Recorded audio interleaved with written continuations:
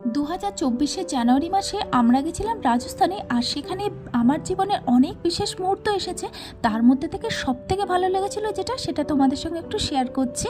আর আমার এত ভালো লেগেছে আমিও গলা মেলাতে শুরু করেছি। আহা হা, দারুণ। উড়ে যাওয়া